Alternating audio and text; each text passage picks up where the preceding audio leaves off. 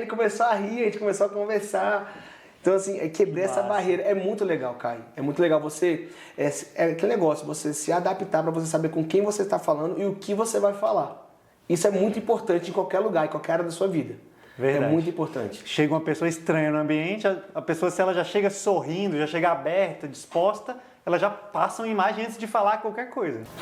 Olá, sejam muito bem-vindos ao VerbaCast. Meu nome é Kainan Ribeiro, eu sou professor aqui da Verbalize e hoje trouxe um convidado especialíssimo, Juan Castro. Bem-vindo, meu amigo. Muito obrigado, meu amigo. Que prazer estar aqui com você. Muito prazer. Finalmente a gente conseguiu esse encontro de agendas.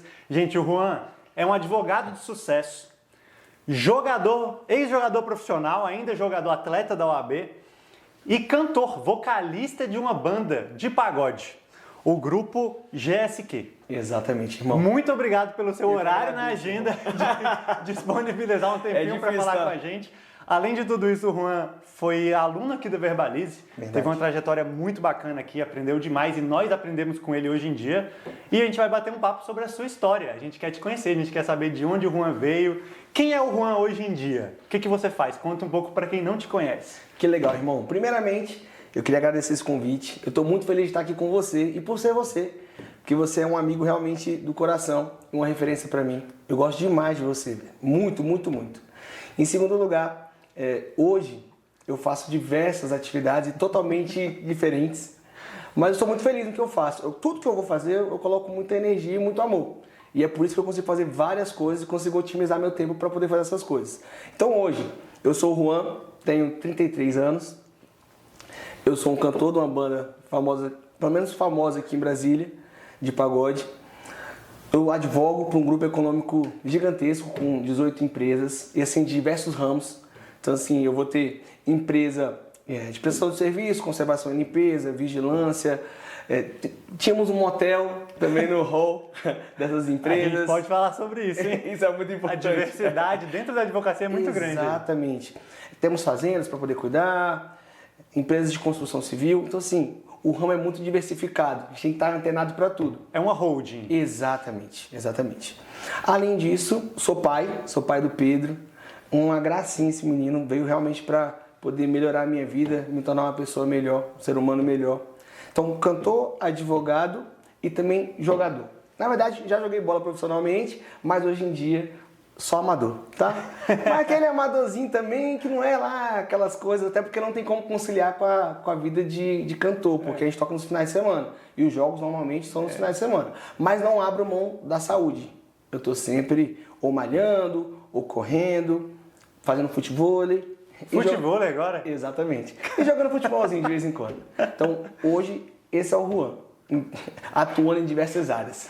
Perfeito. Eu quero saber muito, até o final você vai me explicar como é que você consegue conciliar todas essas áreas, mas começando do começo. Quem era o Juan quando criança? Hoje você é uma referência para mim, uma pessoa de um carisma incrível, um profissional extremamente comunicativo, com uma facilidade de comunicação ímpar, mas eu quero saber se sempre foi assim. Quem que era o Juanzinho criança, da idade do Pedrinho? Como é que foi sua vida e seu crescimento até virar um advogado? Conta pra gente. Que legal, irmão. Eu sempre fui comunicativo. Isso eu herdei da minha mãe. A minha mãe sempre foi uma pessoa muito comunicativa. Muito, muito. E assim, ela tem vários amigos em diversas áreas, em diversos momentos da vida. E esses amigos acompanham a minha mãe até hoje. Então, minha mãe sempre também foi minha referência de vida. E eu aprendi tudo com a minha mãe. Tudo. Quando eu era pequeno, eu sempre gostei de me comunicar com os meus amiguinhos da turma. Então, sempre assim, teve muitos amigos? Sempre tive muitos amigos, desde pequeno.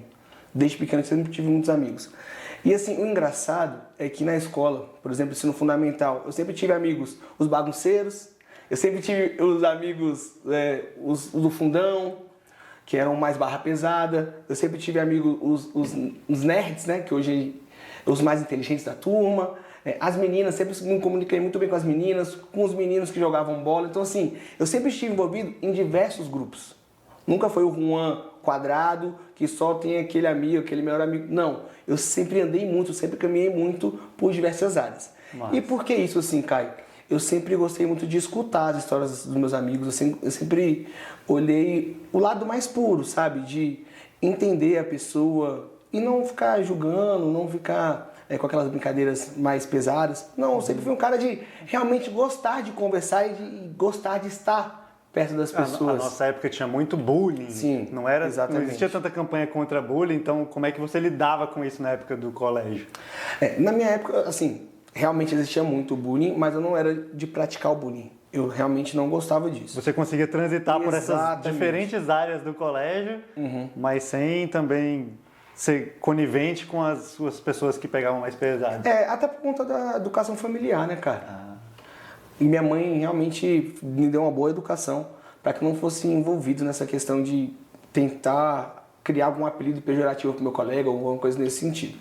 As brincadeiras que eu fazia eram mais brincadeiras sadias e mais brincadeiras mais do cotidiano, até comigo mesmo, alguma piadinha que eu errei alguma coisa, que eu fiz alguma coisa de errado. Assim, é engraçado que hoje a gente usa a expressão Juanflix, porque quando eu vou contar uma história, eu conto a história cheia de detalhes, criando toda uma narrativa. Então assim, quando a gente é pequeno, realmente a gente conta aquela história de uma forma que a gente não consegue, na verdade a gente consegue criar uma nova realidade daquela história. O Will Smith, eu estava lendo um livro do Will Smith agora, e ele exatamente fala isso. Quando ele era pequeno, ele era muito criativo. E às vezes as pessoas chamavam ele de mentiroso. Mas na verdade nem era mentira. O fato aconteceu. Ele só aumentava a história para poder falar o seguinte: olha, aconteceu comigo, mas para você para poder prender a sua atenção, foi desse jeito que aconteceu, assim, assado. Então ele narrava uma storytelling, narrava uma história para a pessoa ficar presa na história dele e realmente acreditar no que ele estava contando, da forma que ele estava contando, por ele ser tão criativo. Olha que interessante isso que você está contando.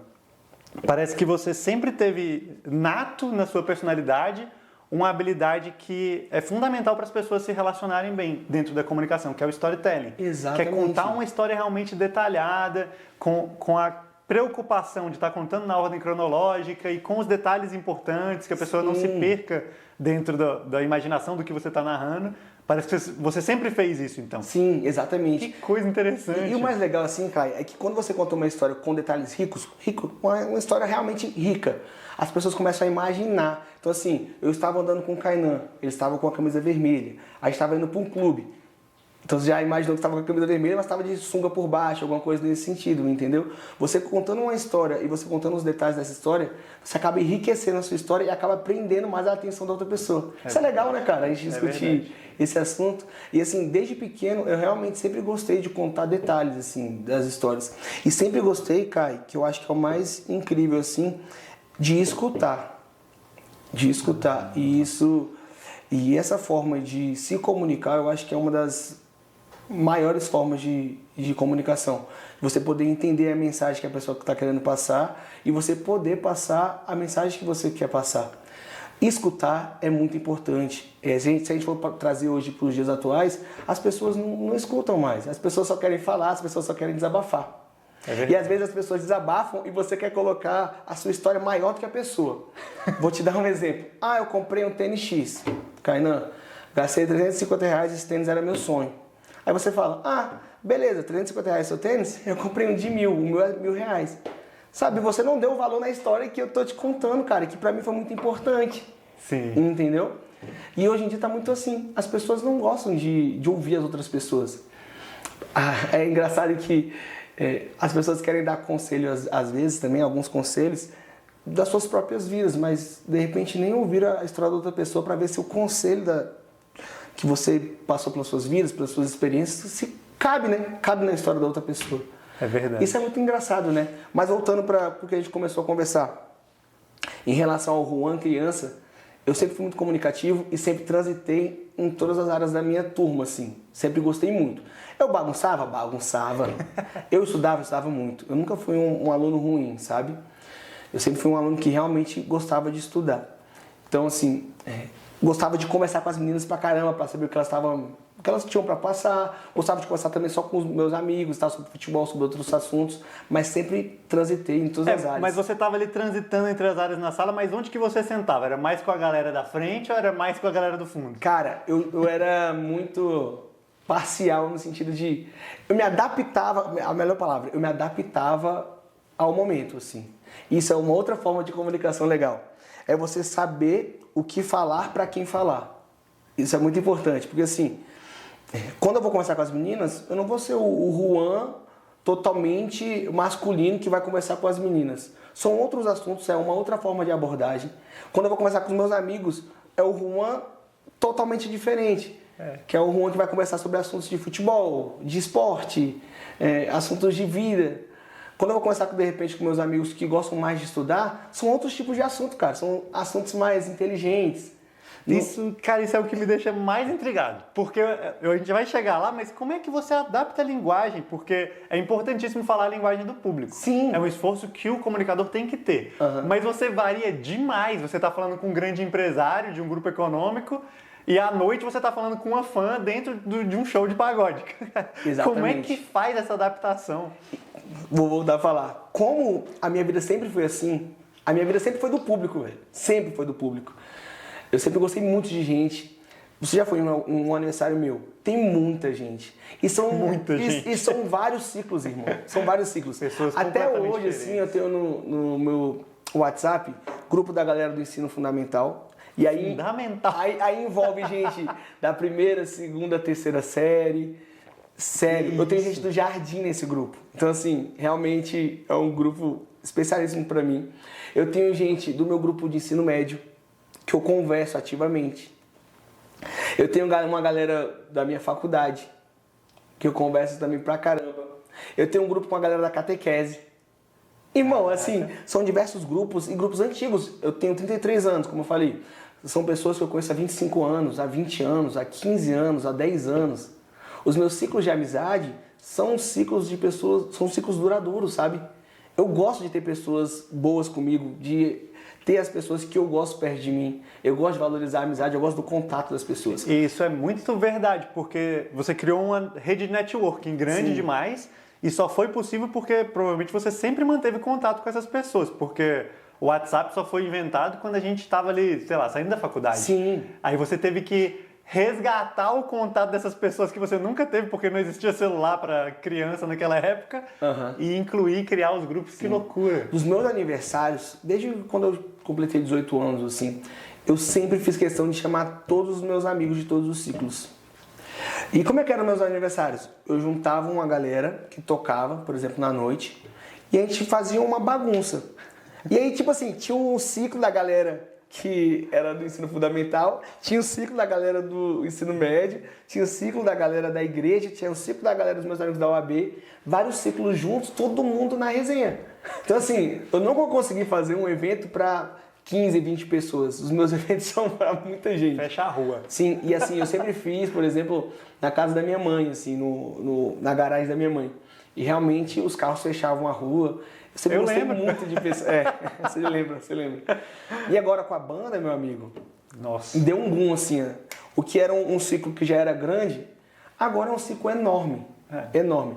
Nós vamos falar da banda e nós vamos falar da responsabilidade da minha imagem em relação à banda, porque você virou uma pessoa pública. Importante. É muito importante isso. Muda muito, a pessoa sai da vida privada para se tornar uma pessoa pública. Me conta mais, época de faculdade.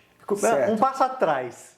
Como é que foi a escolha da faculdade de Direito? Foi sua primeira escolha mesmo? Quem te influenciou? Vou te falar que isso é muito importante. Eu sempre fui ligado ao futebol, sempre joguei bola a minha vida inteira. Desde criança? Sempre, desde criança, sempre joguei bola. Meu apelido era Romarinho, porque eu fazia muito gol.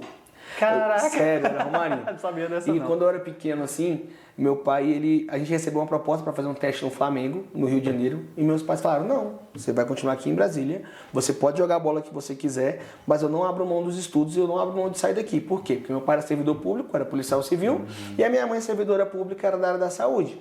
Então assim, não tinha como eles saírem daqui e largarem a vida deles para poder me acompanhar. Então eles falaram, você vai ficar aqui, você vai estudar, e também você vai jogar bola. Pode jogar bola, não tem problema nenhum, mas você vai estudar.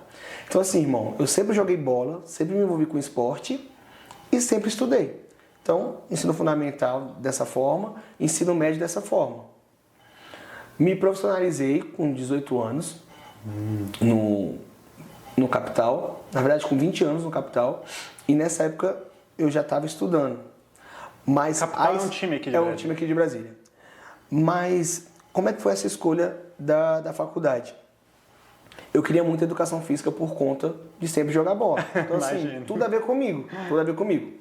Meu pai, muito sábio, ele falou assim, Juan, você vai fazer a primeira faculdade em Direito. a não ser que você queira pagar a sua faculdade. Ele que te indicou. Ele falou assim, ó, você quer pagar a sua faculdade ou você quer que realmente eu coloque você para fazer direito?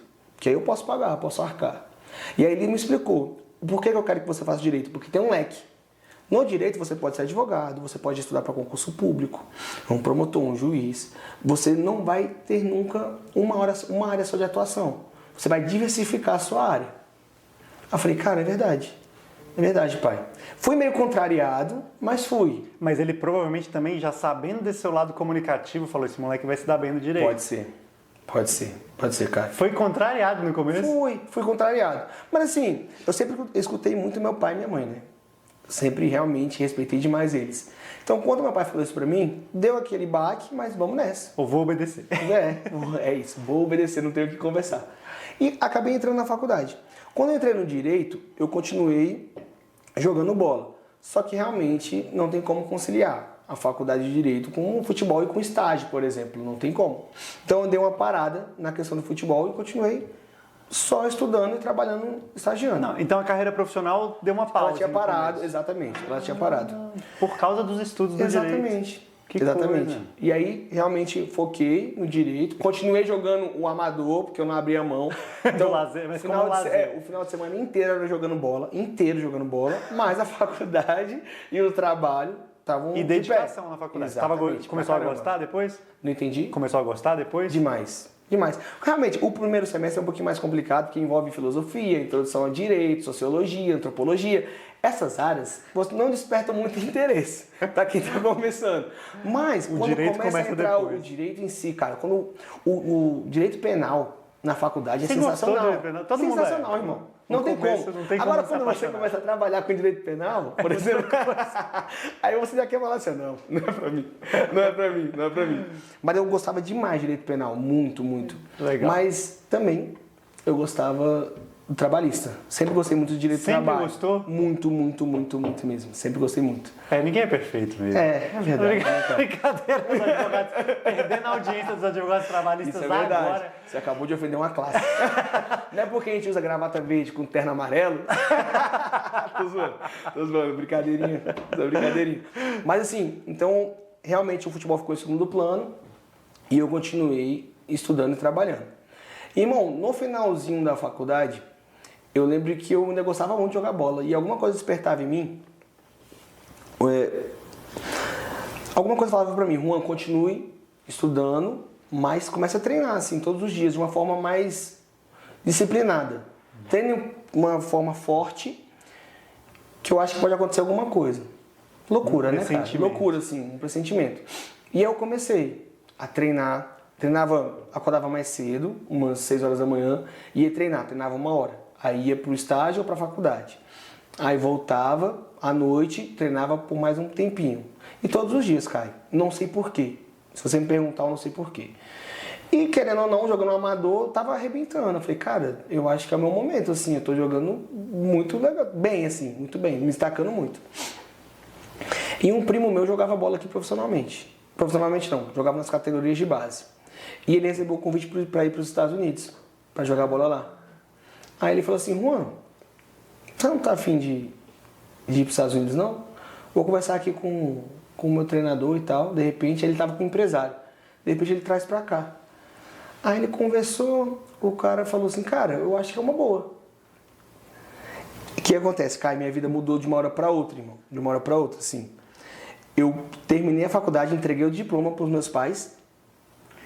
E um mês, acho que umas 2 semanas depois, eu tava indo para os Estados Unidos jogar bola. Caraca! Loucura, né? Cumpri aqui o que você me pediu, pai. Foi exatamente isso. Pai, tá aqui, ó, o diploma e eu vazei para os Estados Unidos. Só que aí eu tô falando de 21 para 22 anos. Assim, uma idade velha pro futebol. O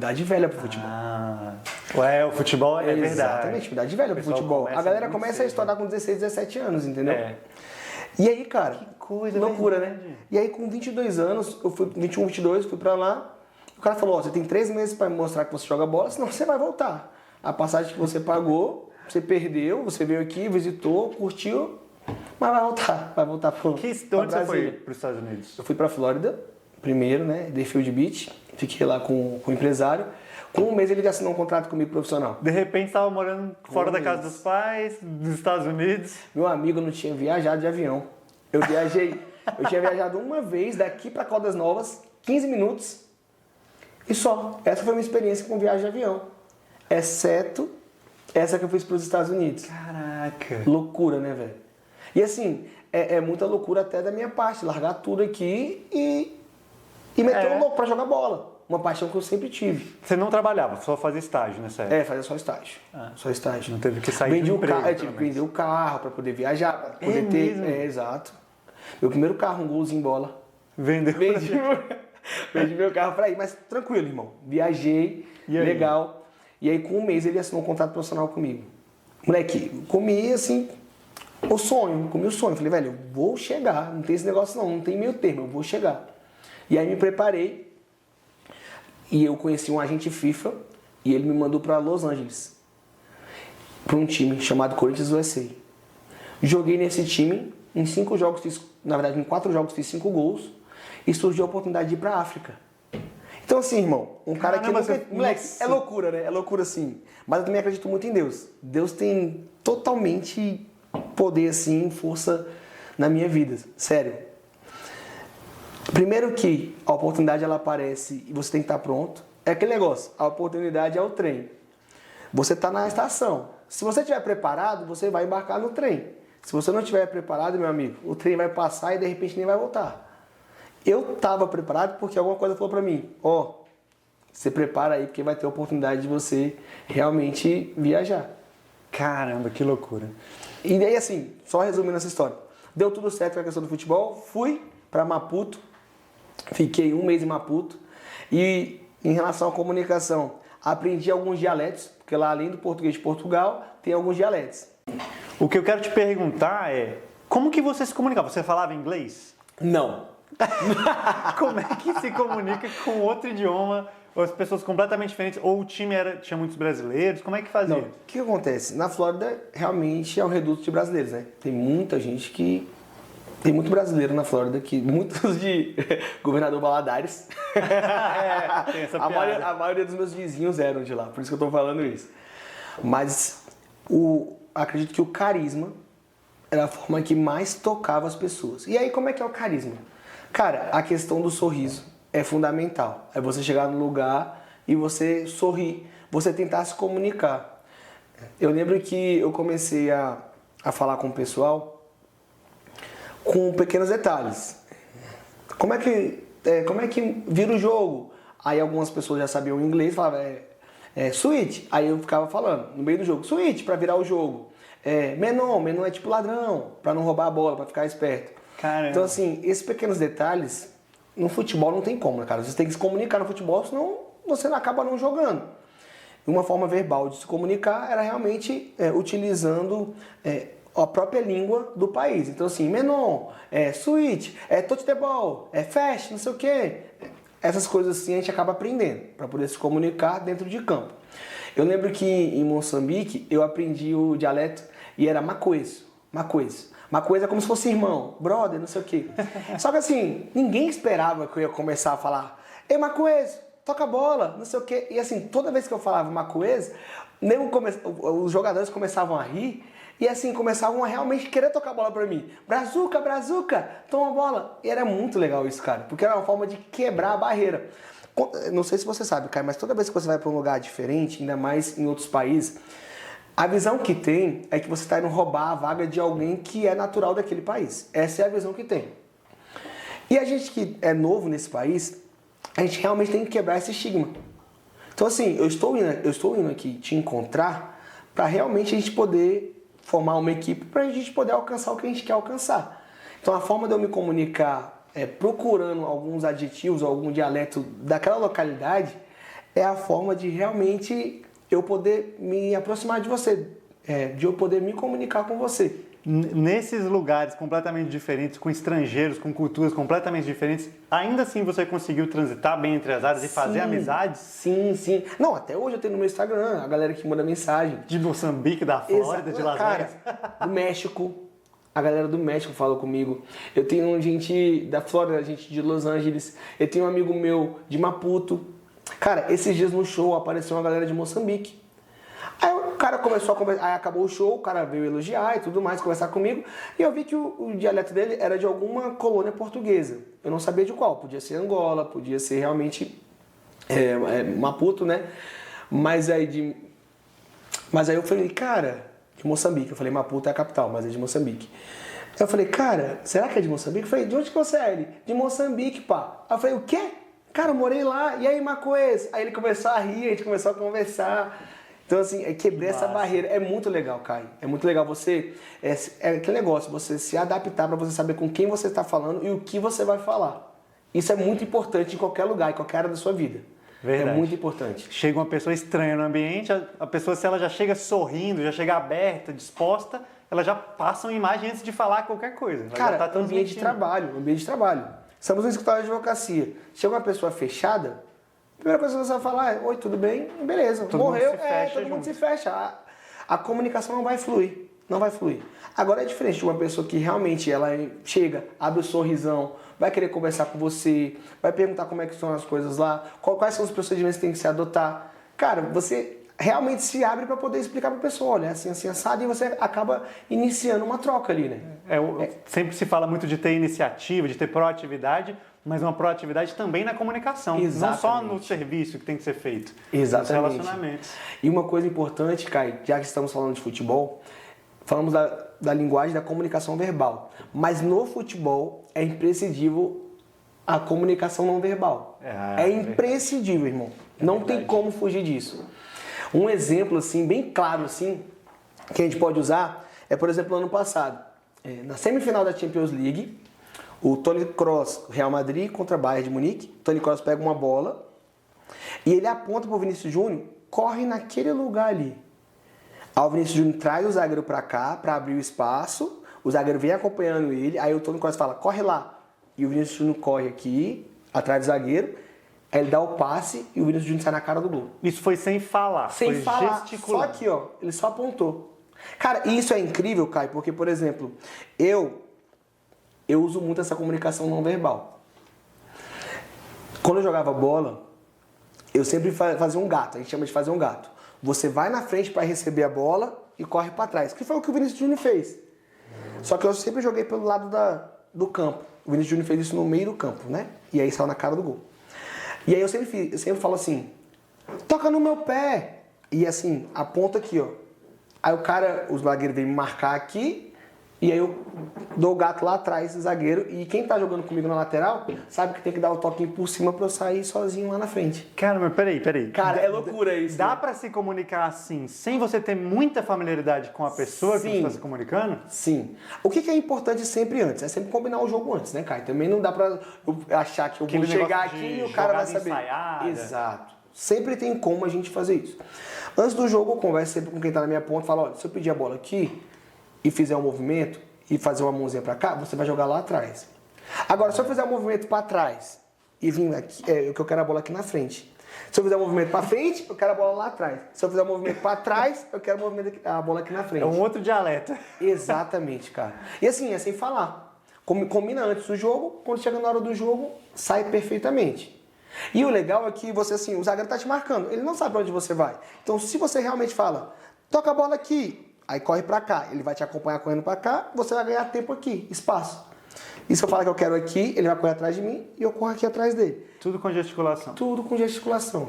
Tudo com gesticulação. Que loucura, eu nunca parei pra pensar por esse lado da importância. E os grandes jogadores, eles sempre têm essa comunicação. Sempre assim. Porque você tá no meio de um jogo, não tem como você falar. Primeiro que tem torcida, e nem sempre a pessoa tá perto de você para poder ficar te ouvindo. Você não vai ficar gritando também. Então, são movimentos, assim, são posicionamentos diferentes. E isso diferencia o amador do profissional. O profissional é aquele cara que tem as jogadas treinadas. Eles sabem os truques. Até os próprios truques, é lógico que tem a magia, as pessoas realmente improvisam, mas os truques, na maioria das vezes, eles são ensaiados. Que coisa. Loucura, né? Loucura. Assim como grandes palestrantes que a Exato. gente estudou. Parece que a pessoa está improvisando, está falando natural, mas ele ensaiou a vida inteira aquele discurso, Exatamente. repetiu várias vezes, aí lá na hora ele fala de uma forma que você escuta e fala, caramba, como ele tem um dom, domina a comunicação, mas é Exatamente. treino. Você treina, cara. Eu te interrompi, você estava na África jogando bola profissionalmente num time de Moçambique. Isso. Não deu certo na África, eu voltei para os Estados Unidos. Voltei para os Estados Unidos, fiquei mais 6 meses. Perdão, fiquei mais 1 ano nos Estados Unidos. Tentando alguns times e tal, e consegui uma certa preferência no Miami United. Na época quem estava jogando lá era o Adriano. Adriano Imperador. Caramba. Então eu ia sair dos Estados Unidos e ia vir para o Brasil apenas para mudar o visto, porque eu estava com visto de turista e ia trocar para o visto de trabalho. Quando me pediram a passagem para poder voltar, meu passaporte desapareceu. Do nada, meu passaporte desapareceu. E naquela época, para poder fazer o passaporte, tinha um de emergência, mas eu não tinha conhecimento de emergência. Até você fazer o passaporte demorava, não é igual agora que é coisa rápida e tal. Demorava. Ainda demora um pouco. Demora um pouquinho. Mas é bem mais rápido do que era antes. Minha mãe falou pra mim bem assim, Juan, por que você não fica aí, cara? Faz a prova da OAB. Primeira fase, Tira umas segunda férias, fase, fica um tempinho. Depois você volta. Sua mãe tava com devia muita estar com saudade de mim. Muita saudade de mim. Muita saudade de mim. Com certeza. E aí eu falei, cara, mãe, você tem razão, eu vou ficar aqui. Cara, fui fazer a primeira prova da OAB. Passei, primeira fase. De 80 questões eu acertei 65. Aí eu falei, cara, eu vou fazer a segunda fase. Vamos me preparar para fazer a segunda fase. Esse foi o caso, depois que eu fazer a segunda fase, eu zarpo. Já vai estar com o título de advogado. Já entreguei o diploma pro meu pai, agora fala assim, ó, toma a carteirinha da OAB. Voltei só para pegar essa carteirinha da OAB, Exatamente. agora eu vou ver o que eu vou fazer. Exatamente. E aí eu escutei minha mãe, fui fazer a segunda fase. Irmão, passei na segunda fase. De primeira também. Cara, eu tava com Massa. a OAB na mão aqui. Aí um amigo meu que jogava bola aqui em Brasília falou comigo, Juan, time da OAB, na verdade a OAB tem um time de futebol e esse time vai viajar pro Chile. Quer fazer um teste lá, não? Irmão, isso é loucura porque desde pequeno meu sonho sempre foi viajar de avião. Sempre gostei de viajar. Mas como eu te falei, eu tinha viajado só 15 minutinhos para Caldas Novas. E minha outra viagem tinha sido para os Estados Unidos. Depois para a África, voltou para os Estados Unidos. Exatamente. Aí Estados Unidos, aí Miami, Los Angeles. Depois fui para Dallas, depois de Dallas fui para Moçambique, depois de Moçambique voltei para os Estados Unidos, depois dos Estados Unidos voltei para Brasília. E tudo jogando bola. Isso é incrível, assim. Aí eu falei, cara, será, velho? Ele cara. Eu fui fazer o teste, passei no teste, cara. Viajei pro Chile com a AB. E não parei de viajar, irmão. Então, assim, eu tinha um sonho de jogar bola. Esse é um campeonato entre advogados. Exato. Quando eu fui pro Chile, mundial de era o advogados. sul-americano. Na verdade, era o sul-americano. sul-americano. Nós ficamos em terceiro lugar. Todo nesse país campeonato. tem um time de advogados. Exatamente. Mas, assim, não é um único time. Vários times podem se inscrever. Você pagando a taxa de inscrição direitinho, você legal, pode se inscrever. Legal. Não é único, tá? Então, assim, aí fomos pro Chile, ficamos em terceiro lugar. Aí eu voltei para Brasília. Aí eu comecei a viajar com a B, dessa vez, jogando bola, irmão. Então, já fui, vou falar por alto, fui umas 4 ou 5 vezes para Goiânia, fui pro Rio Grande do Norte, fui para Recife, fui para São Paulo, fui para Espanha jogar o Campeonato Mundial dos Advogados, e nesse Campeonato Mundial de Advogados nós fomos campeões. Caramba, que legal. Legal, né? Fui pro Espírito Santo para jogar bola. Virou um jogador profissional da OAB. Exatamente. Não, profissional é muito forte, né? Virei um jogador da OAB, assim. E assim, o legal é que a gente se prepara, tem todo um treino e tudo mais para poder fazer bonito legal. lá. E tava entre os advogados ali. Exatamente. Aí nessa hora você falou o quê? Pô, na hora livre do jogo vou advogar? Como é que foi isso? Então, o que eu ia te falar. Eu comecei estudando para concurso. Ah, é mesmo? Peguei a Sabia OAB, dessa. mas eu falei assim, cara, beleza, eu não vou voltar a jogar bola. Mas também eu prefiro estudar para concurso. Por quê? Dentro de casa eu tinha minha mãe, que era servidora pública, e meu pai, servidor público. Então eu comecei a estudar para concurso. Inclusive você conhece meu professor, Rodrigo Beck. É, sim. Meu amigaço. Foi meu amigaço também. Ele era meu professor, fiquei com ele 4 ou 5 meses. Na época eu namorava e minha namorada engravidou. Na época do estudo para concurso. Na hora de estudar para concurso. Minha namorada engravidou, no meio do processo, assim, para poder estudar. E aí, cara, a gente tem que correr atrás de dinheiro, né? Bate E um aí foi desespero. quando realmente eu comecei a investir na advocacia e de verdade. E aí tive que ralar muito, assim. Pra você ter uma ideia, meus amigos falam, Juan, ó, você vai advogar? Vou. Então aqui, ó, tem uma audiência pra você fazer ali, tem uma audiência pra você fazer ali. Eu virei um advogado correspondente, porque até a gente começar a criar uma cartela, demora um pouquinho na advocacia. Sim, sim. Mas eu tinha plena consciência que eu ia me dar muito bem, porque eu conhecia muita gente. Advogado correspondente é aquele que pega uma causa, o outro faz uma Exato. diligência, outra para outros advogados. Exatamente. Vai conversar com o juiz para mim, vai conversar com o desembargador, faz uma audiência. São serviços pontuais. Exatamente. E você ia na cara e na coragem. Eu vou te dar um exemplo. Juan tem audiência em Braslândia. Para quem não sabe, Braslândia fica muito distante aqui do centro de Brasília. É coisa de 40 a 50 minutos. E aí, qual o valor? R$100. R$40 de gasolina. Mas sobrava 60. E vida que segue. E a experiência também que você ganhava. Exatamente. Pra quem não tinha nada, meu amigo, R$60 era maravilhoso, já era um pacote de fraude. Exatamente, um pacote de fraude então, pequeno. assim, eu realmente ralei, cara. Ralei. E eu tenho muito orgulho dessa época, porque foi essa época que me fez forte para quem eu sou hoje, assim, pro advogado que eu sou hoje. Eu aprendi muito fazendo audiência, aprendi muito quebrando cabeça, indo atrás da resolução do problema. E hoje eu consigo realmente ser independente, advogado independente, porque realmente eu tive que batalhar lá atrás, eu tive que realmente plantar para poder colher. Nesse início da carreira, o que você acha que foi mais fundamental ali, além do conhecimento do direito, mas de outras habilidades que o advogado iniciante precisa ter para ele conseguir fazer uma boa audiência, convencer o juiz através da comunicação? Que ferramentas que você usou, que deu certo, que você pode aconselhar para um jovem advogado? Sim. Primeira coisa é você estudar. Não tem para onde fugir, Caio. A gente trabalha num ramo que se você errar, você pode acabar com a vida do seu cliente. Não pode ter erro. Não pode ter erro. Outra coisa, você tem que ser organizado. Porque você vai trabalhar com prazo todos os dias. E se realmente você falhar com algum prazo, você pode acabar com a vida do seu cliente. Então o estudo é fundamental. Estudar e ser diligente e organizado. Porque você precisa disso. Essas são duas qualidades que você não pode deixar de ter. Trazendo para a área da comunicação. O network que você fez durante toda a sua vida vai fazer total diferença agora, no início da sua carreira. Total diferença. Porque você vai se apresentar para a sociedade como uma pessoa que vai defender os interesses da sociedade. Então as pessoas vão te perguntar algumas coisas. Pô, Juan, sei que você é advogado. E aí, cara, como é que eu quero me divorciar da minha esposa? Como é que eu faço? Quais procedimentos que eu tenho que tomar? Eu consigo me divorciar no cartório ou eu tenho que ser litigioso? Como é que eu vou fazer? Olha que sensacional. Aquela rede... Olha o tamanho da importância do networking. Aquela rede de contatos que você sempre desenvolveu, sempre criou desde pequeno, hoje tinha você como uma referência no direito. O nosso amigo, uma pessoa que eu confio, é advogado. Exatamente. Se eu tiver algum problema, ele é o primeiro nome que eu penso. Exatamente. E aí foram seus primeiros clientes, eu imagino. Exato, foram. A maioria. O poder do network. Cara, é incrível isso, cara. E assim, um outro ponto que é muito importante é você começar a frequentar a própria OAB.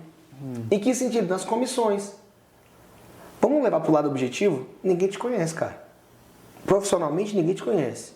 E qual que é a forma de você ficar conhecido? Primeiro, títulos. Você vai ter que correr atrás de uma especialização. Você vai ter que realmente demonstrar que você tem interesse e que você sabe dominar aquele assunto. Segundo ponto é você ser conhecido. Ser visto. Ser visto. Você, por exemplo, ter um cargo na comissão de direito do trabalho que eu tinha. Ou em alguma comissão da OAB. O que você tem que demonstrar é que a sua imagem é uma imagem sólida, é uma imagem que tem que passar confiança. Isso é muito importante. Massa. Isso é muito importante. E você ser conhecido dentro da própria OAB. Porque ninguém te conhece, cara. Você entra e ninguém te conhece. Dentro da OAB ninguém te conhece. E quanto mais network você fizer dentro da OAB, mais chances você vai ter de ter novos clientes, novas oportunidades. Eu acho que isso é fundamental. Ainda mais a gente gosta de conversar, de se comunicar, isso é importantíssimo. Criar redes, criar networks, isso gera... É engraçado que criar redes e network gera oportunidades. Que aí é onde a gente entra. Você é muito engraçado porque o Juan, quando ele te conhece, a primeira vez, ele nunca te viu na vida. Aí você se apresenta, chega uma pessoa e se apresenta, meu nome é Daniel. Ele vai te responder imediatamente, e aí Dan, beleza? Ele já te chama do que ele acha que é o seu apelido. Então ele leva para um outro nível as técnicas de rapport. Dentro da comunicação, rapport é trazer para perto, é quebrar um gelo, é criar uma conexão emocional com a pessoa que você está se comunicando. Quando você chama pelo nome, é uma poderosa ferramenta de comunicação para a pessoa se sentir valorizada. As pessoas gostam de escutar o próprio nome. Mas você vai além, você chama pelo apelido. E é engraçado, é piada entre nossos grupos de amigos, porque é impressionante. Vai para um restaurante, ele fica amigo do garçonete, do gerente do restaurante, da pessoa que estava na recepção. Ele conversa com o Uber, ele conversa com o porteiro, ele conversa no elevador. Ele acaba conhecendo e conversando com todo mundo como se fosse um amigo de infância. Exatamente. Cara, e é muito engraçado isso. Eu vou até contar um caso que eu acho que é importantíssimo. Fui fazer uma confraternização no meu escritório, meu primeiro escritório, que inclusive a sua digníssima esposa fazia parte. Foi aí que a gente se conheceu. Foi aí que a gente se conheceu. E a gente tava num Outback, cara, e um atendimento ruim. O pessoal tava falando, Juan, o atendimento tá muito ruim. Eu tinha acabado de chegar, cheguei atrasado. E aí, quando eu cheguei, eu chamei o garçom pra conversar, falei, tudo bem, como é que é o seu nome? Tal. E a gente começou a conversar, eu comecei a conversar com o garçom, mas de uma forma de não cobrar ele, mas virar amigo dele. Falei, cara, você tá atendendo a gente muito bem, eu gostaria de trazer, você como se chamar o gerente, pra eu poder te elogiar pro gerente? Aí ele, claro! Aí chamou o gerente, eu elogiei ele fiz elogios à pessoa dele. O cara que tava te atendendo mal, você elogiou pro chefe dele. Cara, eu nem tinha. Eu nem tinha sido atendido. Eu nem tinha sido atendido, mas só me falaram que era ruim o atendimento. E aí eu chamei ele pra conversar, eu vi que era realmente uma pessoa até legal, não era uma pessoa ruim. E aí eu falei, cara, eu gostaria de te elogiar pro seu superior, tem como você trazer ele aqui? E trouxe o gerente, eu elogiei ele e tal. Nossa noite foi maravilhosa. Assim, depois do elogio... Depois ele mudou de comportamento. Totalmente, assim. O que eu quero dizer com isso? Primeiro que a gente precisa se conectar com as pessoas. E como é que você vai se conectar? Você primeiro vai entender o que a pessoa tem para te falar, para te dizer. Por exemplo, esse garçom, é certeza que alguma coisa tinha acontecido na vida dele, porque ele não era uma pessoa ruim. Não era. Tanto que quando eu chamei ele para conversar, ele começou a conversar numa boa. Numa boa, assim, bem solto, bem tranquilo. E assim, eu acho que ele estava acostumado, pelo menos o que me parece, que naquele dia aconteceu alguma coisa com ele e ele realmente estava atendendo mal e as pessoas estavam reclamando dele. Então assim, ele tentava desempenhar o serviço dele, mas não era um dia bom para desempenhar o serviço dele, e ele estava devolvendo da mesma forma que ele estava recebendo. Então se ele estava recebendo críticas, ele estava devolvendo com alguma coisa ruim ou alguma atitude ruim. E o fato de eu ter abordado ele com elogios, com uma outra forma de realmente de se comunicar, fez ele despertar e falar assim, cara, voltei, eu sou isso aqui. E tanto que a gente não teve problema nenhum com ele. De repente o dia dele mudou aquele dia, depois da gente conversar. Massa. E a gente nem percebe, porque são coisas pequenas pra gente. Um elogio é muito pequeno pra gente. Mas pra pessoa que recebe, pode mudar o dia, né? Isso é muito engraçado que isso a gente pode levar para nossas relações, né, Caio? Nossas relações de própria amizade, assim. A gente, como eu falei, as pessoas demoram muito para ouvir as outras pessoas. As pessoas gostam muito de falar. Ouvir a outra pessoa, a galera não quer ouvir. Mas quando você realmente escuta a outra pessoa de forma genuína, quando você se coloca no mesmo patamar, na mesma linguagem que a outra pessoa, essa outra pessoa que está desabafando com você, ela vai primeiro se sentir confiante, ter você como uma pessoa confiante, ela vai mudar o dia dela porque ela conseguiu desabafar, então ela conseguiu se desprender daquela coisa que estava realmente machucando ela, e ela vai fortalecer a relação de amizade que vocês têm. Só através da escuta. Ouvir. Você não falou nada, só ouviu. Só pra você ouvir, de uma forma genuína. E assim, não é ouvir de qualquer forma, é realmente ouvir e se interessar pela história que a outra pessoa tá falando. Com o coração aberto. Exato. E uma coisa assim, Kai, que eu acho que é fundamental, que eu tenho e você tem também, a gente escuta, mas quando é pra falar também verdades, a gente fala. A gente tem que ser justo, cara. A gente tem que ser justo, sim. O Thiago Brunet chama de amigo interventor.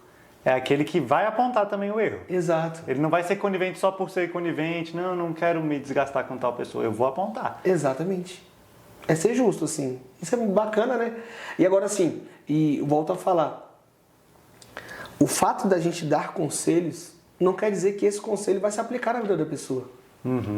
Porque, assim, o nosso conselho, ele tá muito ligado aos nossos princípios, às coisas que a gente viveu. A nossa cultura interna. De repente, a outra pessoa teve uma outra cultura, uma outra vivência. E o conselho que a gente acha que é o super conselho não é o aplicável para o caso. Perfeito. É o conceito verdadeiro de empatia. Exato. As pessoas acham que empatia é você se imaginar tendo aquele problema que a pessoa está tendo. Não é isso. Porque você tem uma vivência, uma experiência. Às vezes, para você, aquele problema é pouca coisa ou não seria tão importante. A verdadeira empatia é você se imaginar sendo aquela pessoa passando por aquele problema. Isso. E aí, então, raramente, uma pessoa que vem desabafar um problema e contar uma crise que está passando, vai querer ouvir uma solução. Ela só quer ser ouvida. E às vezes só o ser ouvido e o processo de escutar alguém desabafando e quem está ouvindo perguntar, não, me conta mais, mas como você está se sentindo? E o que mais? E fazer perguntas abertas, deixar a pessoa desabafar, vai fazer com que ela já se sinta melhor só por ter falado. Com certeza. Coisa que o conselho não ajudaria. Porque Exatamente. o conselho é a pessoa falando como ela resolveria. Exatamente. Isso é a verdadeira empatia. E o que é legal da comunicação, assim, Kai, é que em todas as nossas áreas a gente tem que aplicar os conceitos de comunicação. Uma linguagem mais clara, ter empatia, você escutar, ter escutatória boa. E eu falo porque todas. No seu trabalho, você vai ser uma pessoa de determinado jeito. No seu relacionamento, você vai ser uma pessoa de um determinado jeito. Para suas amizades, você vai ser uma pessoa de determinado jeito. Então, assim, a gente é muito mutável em cada ciclo que a gente está. Sim. Na nossa família, a gente vai ser uma pessoa de determinado jeito. E é muito louco, assim, né, a comunicação. Mas tudo envolve os princípios da comunicação. A clareza, a questão da escutatória boa, a empatia. Eu bato muito no ponto da empatia porque realmente eu gosto de me colocar no lugar do outro para poder entender o que o outro está querendo falar. Eu gosto muito dessa área, muito, muito. Eu estava até conversando com alguns amigos que a gente saber escutar o que a outra pessoa tem para falar e pontuar, na verdade, separar os problemas das pessoas, na verdade, os problemas dos sentimentos, a gente consegue evitar várias discussões. Várias, assim. Porque quando a gente...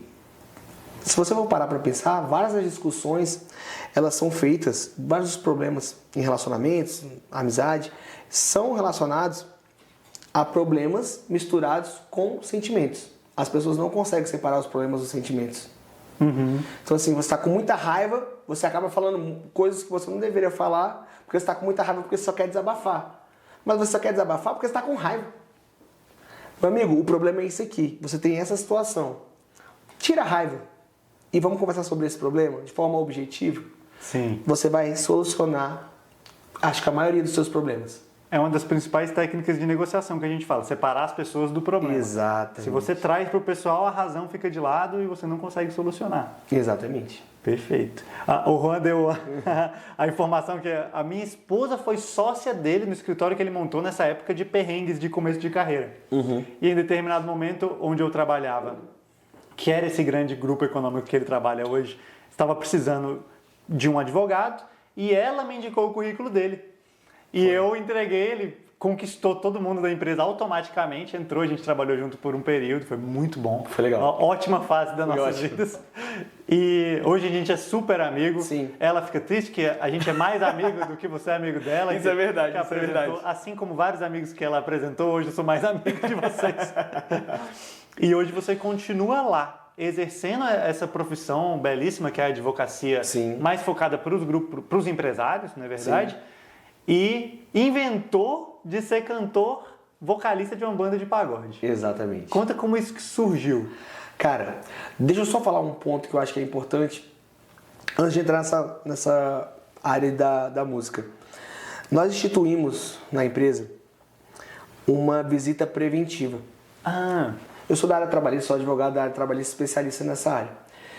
E para evitar demandas trabalhistas, ou seja, ter um contencioso, um trabalho contencioso muito grande e, consequentemente, ter um prejuízo financeiro enorme, nós realmente investimos na atuação preventiva.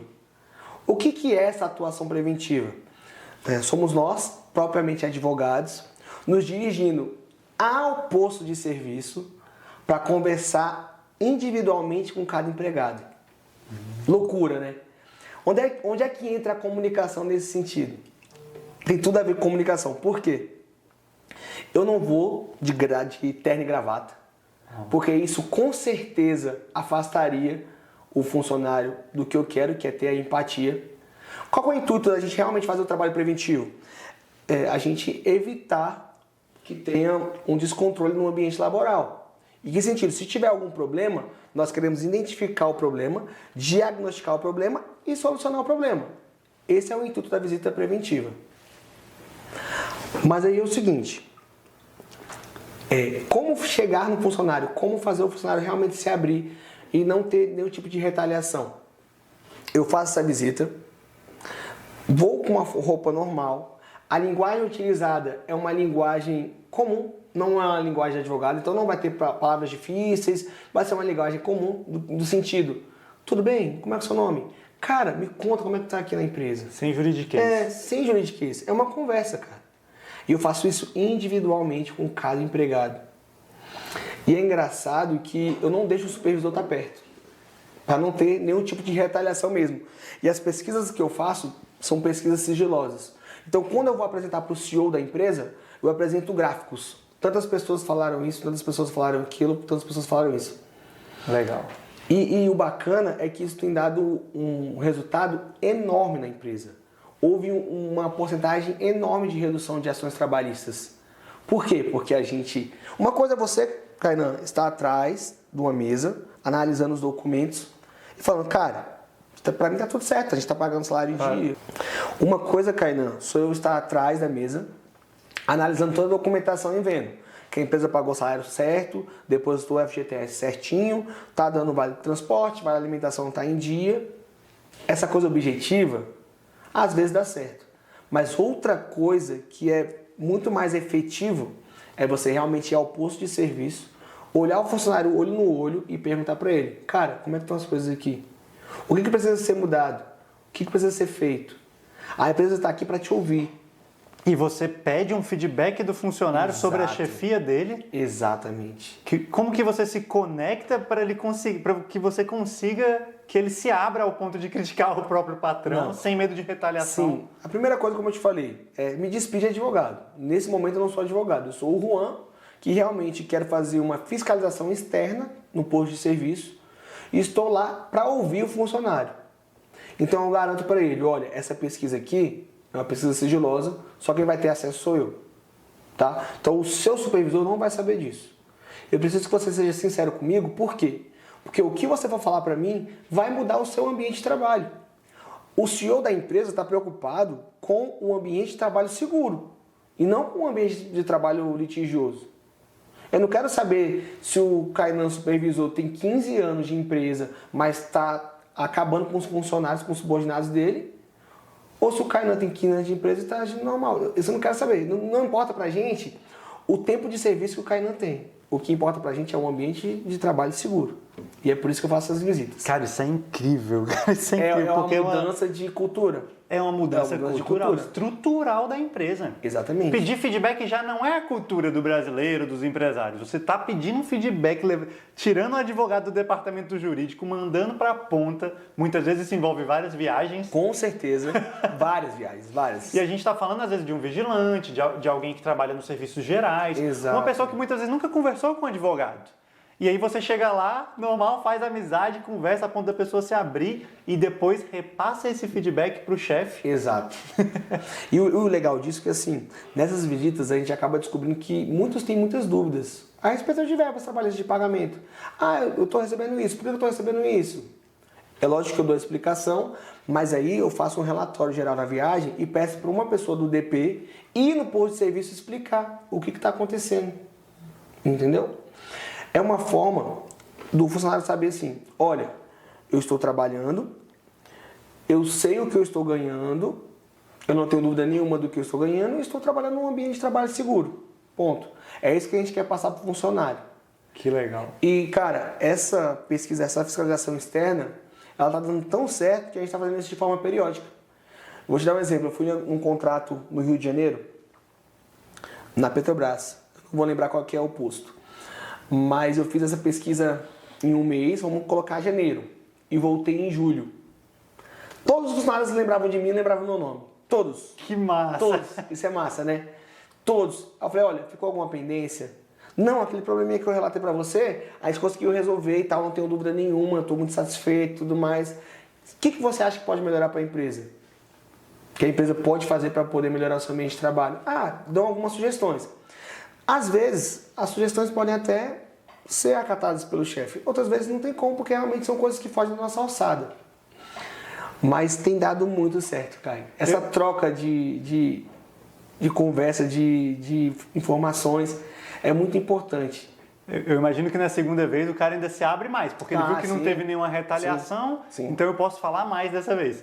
E você chegou a comentar que o grupo econômico envolve cemitério, envolve motel, envolve grupo de vigilância. Exato. Então a gente está falando de um leque muito grande de estilos de comunicação diferentes. Exato. Você viaja para Minas para falar com um coveiro, que é funcionário do cemitério. Você viaja para Uberlândia para falar com um funcionário da limpeza de um motel. Exato. Cara, e assim, como eu te falei, totalmente despido de advogado, porque eu não sou advogado. Eu sou realmente uma pessoa que quer ouvir e quer resolver o problema. A minha intenção é identificar o problema, qualquer tipo de problema que tiver, e resolver o problema. Além de tirar as dúvidas dos funcionários, porque eles têm várias dúvidas, é importante demais tirar essas dúvidas. É engraçado que eles se sentem tão confortáveis que às vezes perguntam coisas da família. Minha mãe morreu e tal, como é que eu faço inventário? Acontece. Mas isso é legal, cara. É legal. Aí... Sinal que ele tá à vontade. Tá à vontade. Mas aí, por serem áreas diferentes de atuação, Caio, realmente você tem que se adaptar. Tem que se adaptar na linguagem que você vai falar. Da mesma forma que eu estou falando de uma certa maneira com um cara que é coveiro, eu vou ter que me adaptar para um cara que é gerente. Uhum. Eu imagino. Que é uma outra linguagem. É uma outra linguagem. E às vezes para passar um feedback. Exato. Como é que faz nesse caso? Que você tem que falar uma informação que não é fazer uma amizade, não é gerar uma simpatia, que isso aí você já é muito bom desde sempre. Sim. Mas como que você usa nesse outro lado a habilidade de conseguir se comunicar de uma forma dura, falando dados técnicos, passando a credibilidade que o advogado precisa passar com o gerente? Caio, eu sou muito objetivo. Como eu te falei, a gente separa realmente os problemas das pessoas. Então, assim, o que eu faço? Eu sempre procuro estar bem respaldado. Então, estatística, o que realmente está acontecendo para poder passar. Vou te dar um exemplo. Assédio moral. Assédio moral. O superior está assediando a funcionária subordinada. Como é que você vai passar essa informação? Delicado. Primeira coisa, a gente vai chamar o pessoal do compliance. O compliance é externo. Vamos conversar direitinho. E as pessoas, os subordinados, vão fazer os relatos deles a respeito do que está acontecendo. Depois, a gente vai ouvir o gerente. Ouvimos o gerente, ok, temos todos os depoimentos em mãos. E quando vai passar para o gerente, não fala, né? É sigilo para não falar quem foi que está reclamando da questão do assédio. E aí a gente começa a estudar para saber o que realmente está acontecendo dentro do ambiente de trabalho. Tivemos o parecer do compliance do que aconteceu, aí chegou a hora de conversar com o gerente. Aí, quando você vai conversar com o gerente, já com todas as informações consolidadas, você não está falando da pessoa do Kainan, você está falando do problema que aconteceu e dando o diagnóstico do problema que aconteceu. Olha, a empresa nesse sentido está tomando esse rumo. Eu estou sendo totalmente objetivo, eu não tenho nada contra você, Kainan. O que aconteceu foi isso aqui, a gente apurou, foi dado a ampla defesa, contar a história.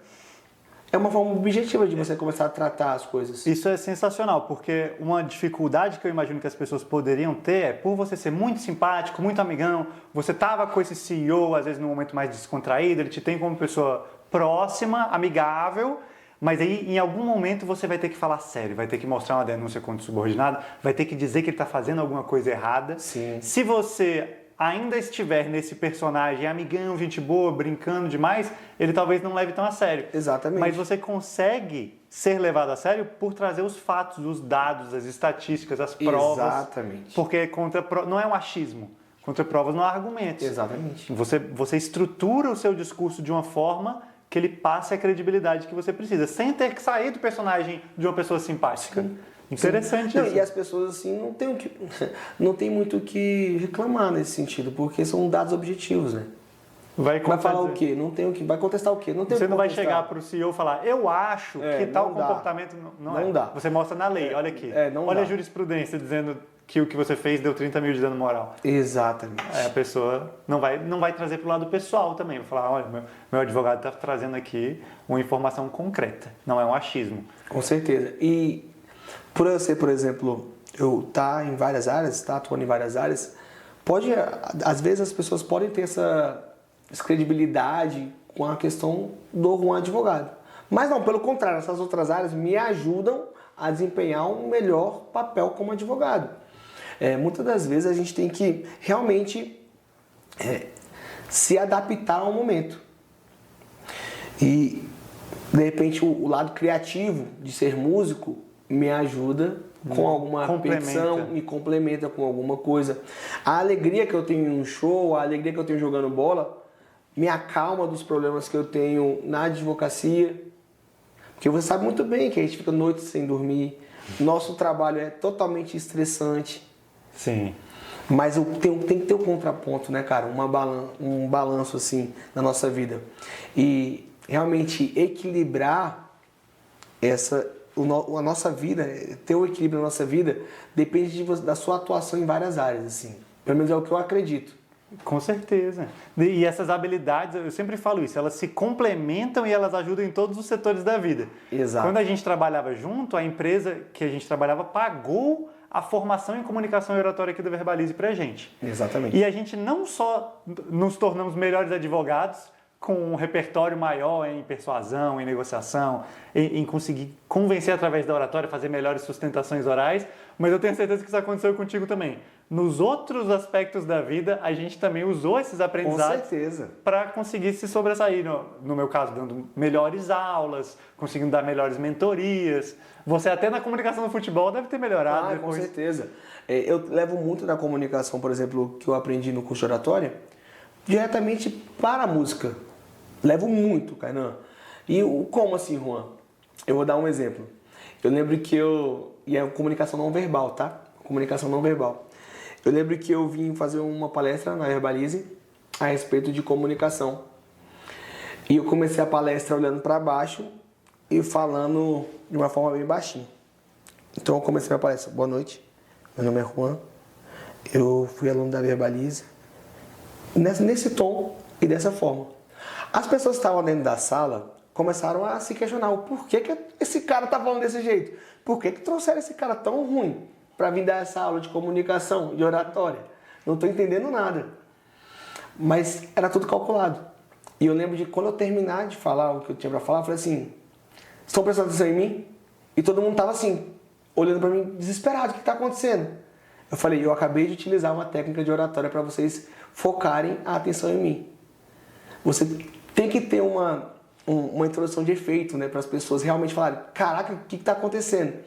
E a forma de eu estar falando baixinho e com a cabeça baixa, sem ter uma comunicação visual e sem ter o volume necessário para o tom de voz, afetou diretamente, constrangeu diretamente a turma.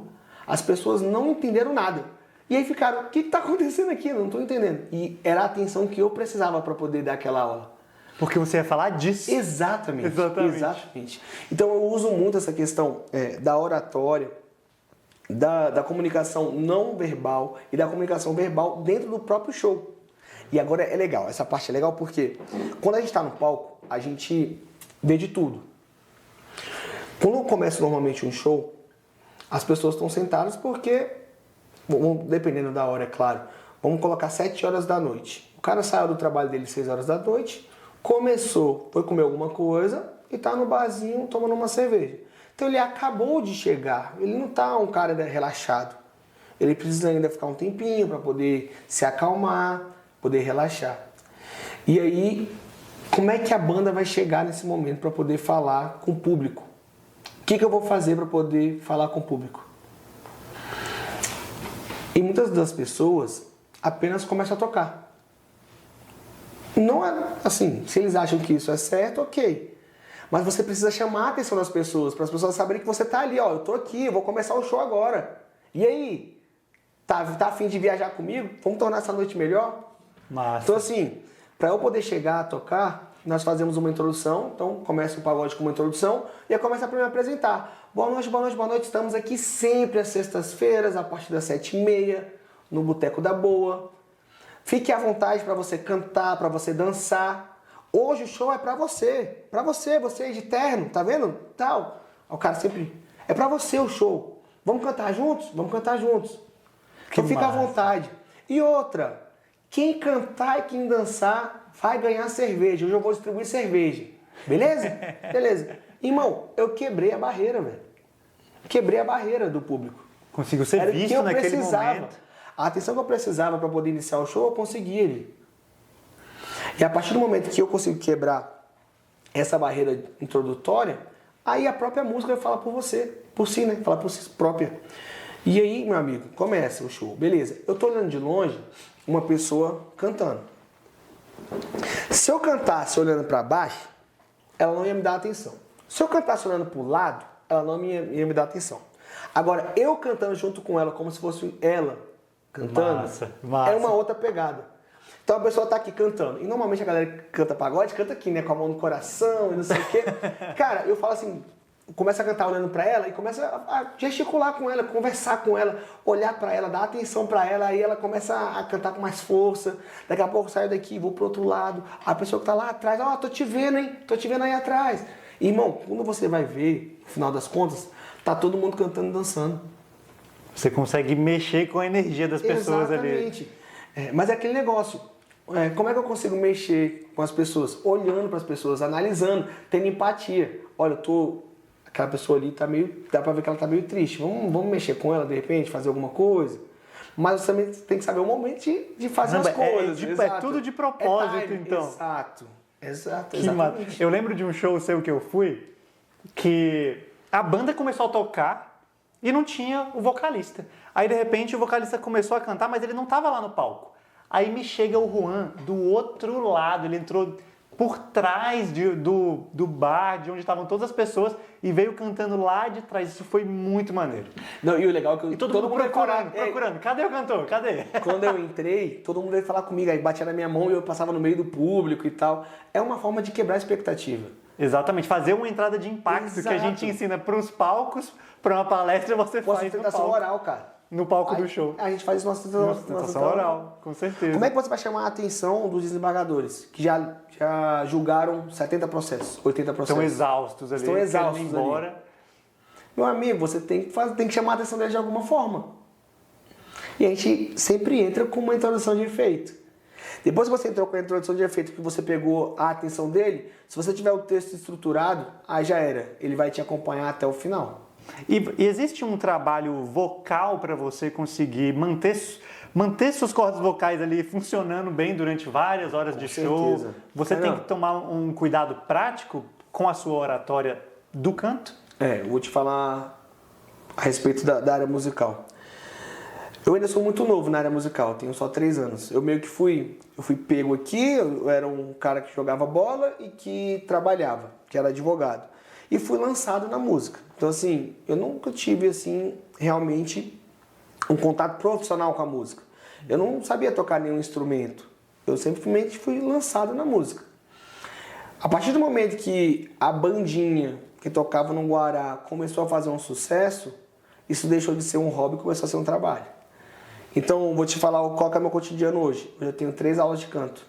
Por semana? Não, 3 aulas com 3 professores por semana. Não, peraí. Com 3 professores diferentes? Por quê? Um é repertório, passar repertório.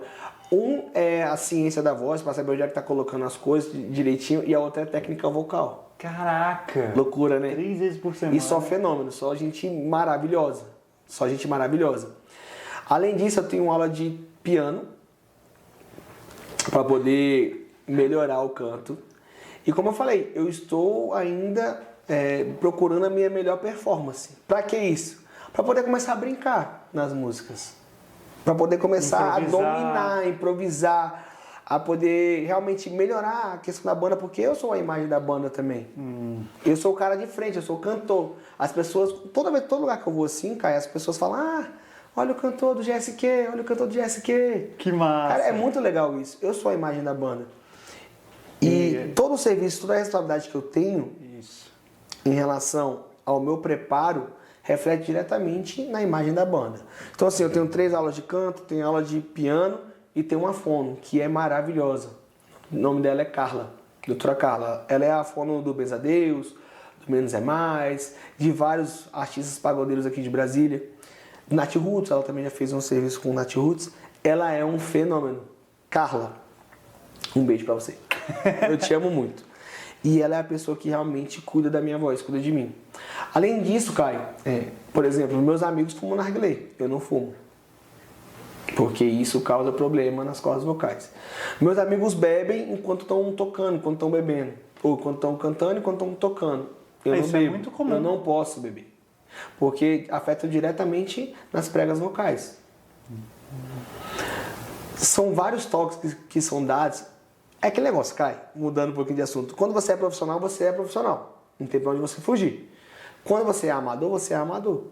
Eu quero atingir um nível que de repente a maioria das pessoas não querem.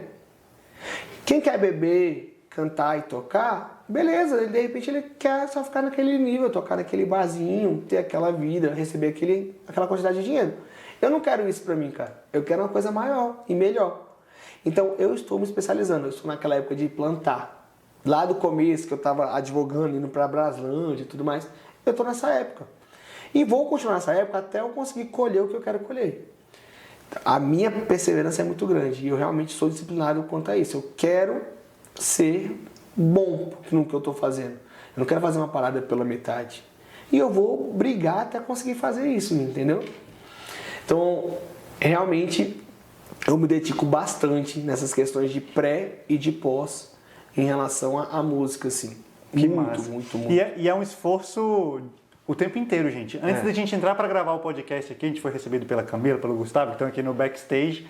E o Juan pegou uma maçãzinha para comer uma maçã, porque faz bem para as cordas vocais.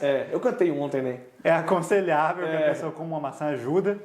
E ele tem esse cuidado o tempo inteiro, é constante. Não é só por causa do show, nem antes do show. Exato. É um estilo de vida. Só pra deixar claro também, Caio, não quer dizer que eu nunca vou beber nem nada disso. Só que eu tenho que ter a responsabilidade de que se eu for tocar amanhã, eu não vou beber hoje. Pois é, essa é uma dúvida que eu tenho, assim, porque eu como professor, quando eu estou dando muitas aulas na semana, o ar-condicionado força demais a minha voz. Sim. E eu começo a sentir a voz falhando ali nas últimas aulas, começa a ficar muito difícil, muitas vezes a minha imunidade baixa. Sim. E eu fico com uma gripe, com resfriado, sinusite, alguma coisa acontece depois de um batidão muito grande de trabalho. Aí eu chamo um professor substituto, se eu não conseguir dar algum compromisso, adio o compromisso. Como que o vocalista da banda faz? Ele não pode ficar doente, então? Não, eu fico. Não tem como, não tem pra onde fugir. Primeira coisa que eu tenho pra falar pra você. Vá atrás da doutora Carla, você precisa de uma fono. Essa é a primeira dica que eu te dou. Por quê, Caio? Porque ela vai te fazer exercício, vai te passar exercícios para você fortalecer sua musculatura. Isso é importantíssimo, irmão. Importantíssimo. Muda a vida da gente. Muda sim. Muda mesmo. Então, o primeiro ponto que eu te dou, a primeira dica é realmente procurar uma fono, de preferência da doutora Carla, para você praticar exercícios e fortalecer sua musculatura.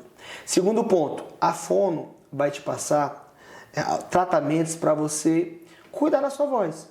Você é professor, você precisa estar no tom de voz adequado para poder chegar lá no último aluno, por exemplo, da sala. Sim. Então você está usando demais as suas pregas vocais e você precisa urgentemente de alguém para poder te orientar nesse sentido. Cuidar das suas pregas vocais, fazer um ultrassom, fazer uma massagem, de repente ver direitinho, te indicar um médico para ver se está tudo perfeitinho nas suas pregas vocais, que isso é importantíssimo. Eu já vi no Instagram você fazendo nebulização.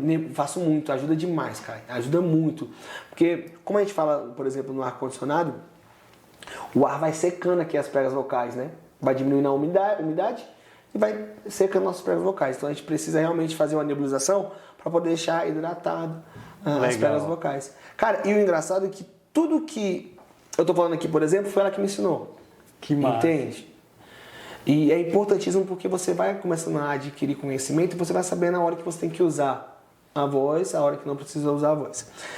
De uma forma mais exagerada para não machucar a sua voz. Você me perguntou a respeito de como que eu vou cantar, por exemplo, 3 horas. Vou te falar uma coisa que aconteceu há 2 semanas atrás. A gente foi tocar num aniversário de um bar, na Asa Norte.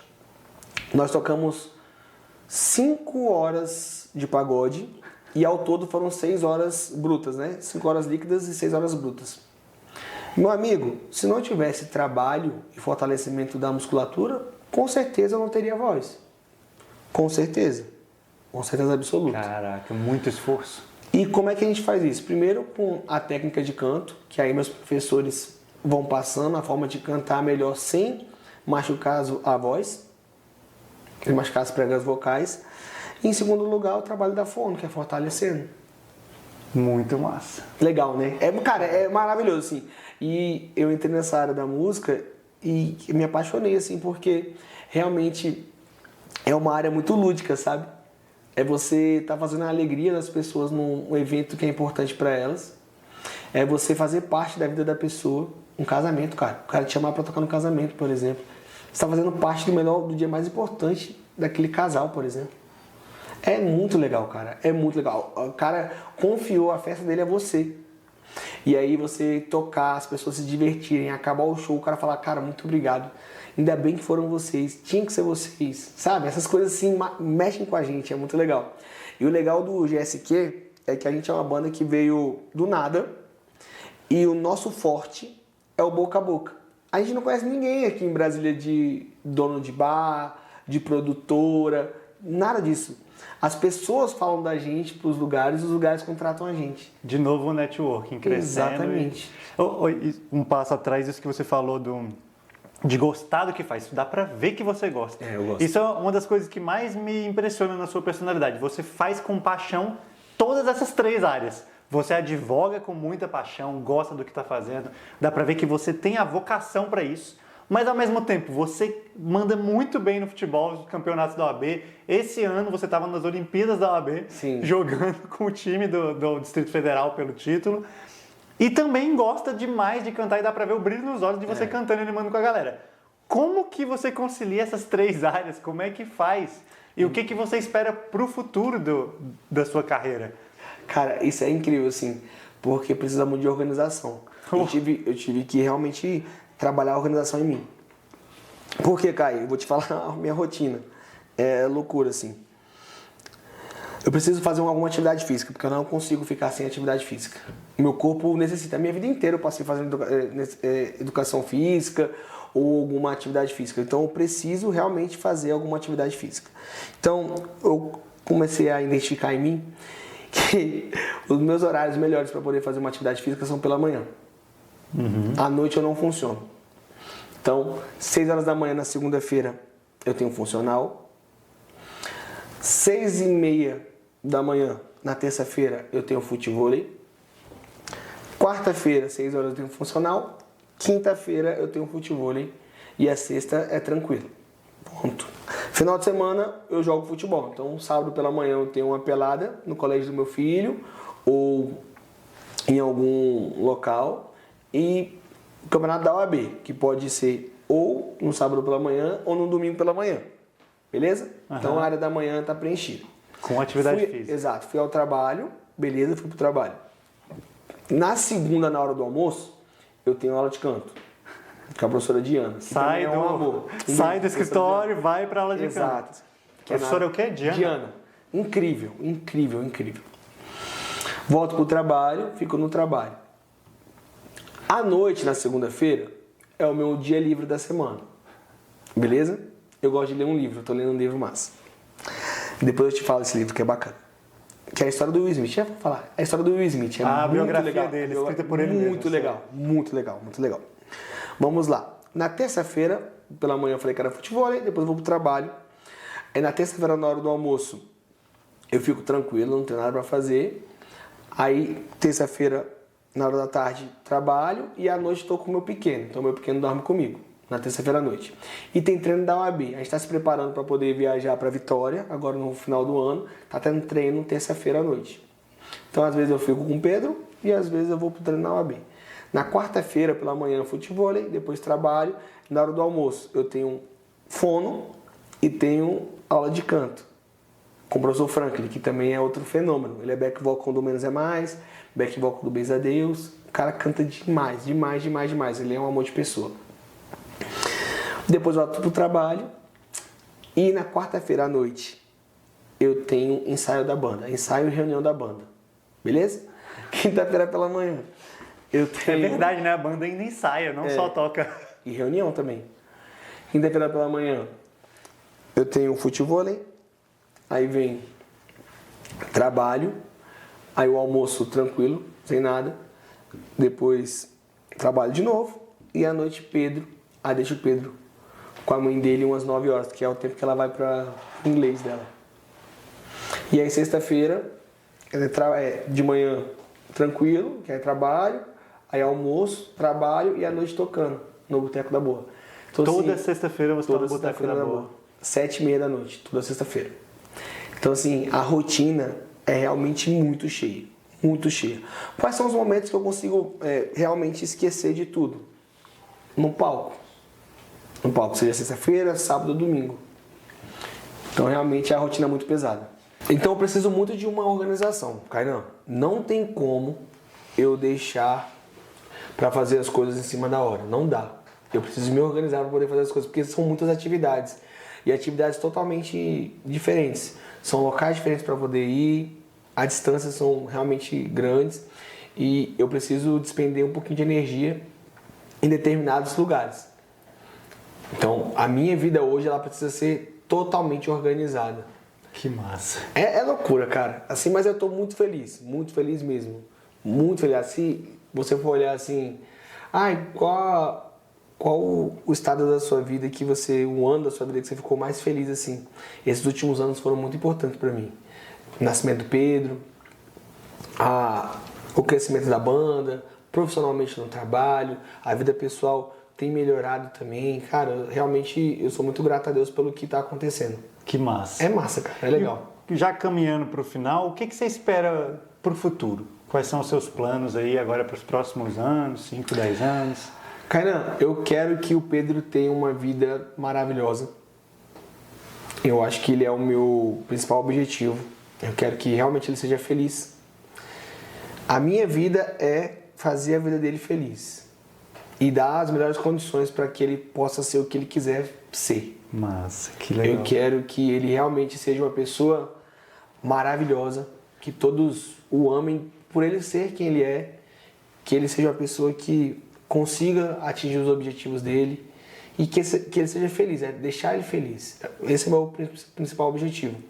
Segundo lugar, eu quero também ser feliz, cara, em todas as áreas, assim. Eu quero ser feliz profissionalmente, eu quero ser feliz pessoalmente, eu quero ser feliz dentro da minha família, eu quero ter a minha família mais e mais próxima, porque eu dou muito valor.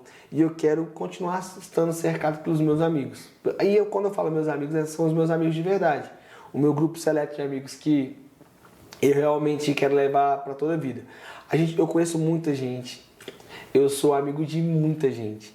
Mas eu tenho um grupo, que é um grupo seleto que você faz parte, que realmente são os meus amigos que a gente dá a vida, né? A gente morre por eles. Então, eu quero ter essas pessoas por perto, para quando a gente realmente poder chegar lá na frente e falar, caramba, a gente aproveitou, a gente batalhou e a gente está desfrutando do melhor.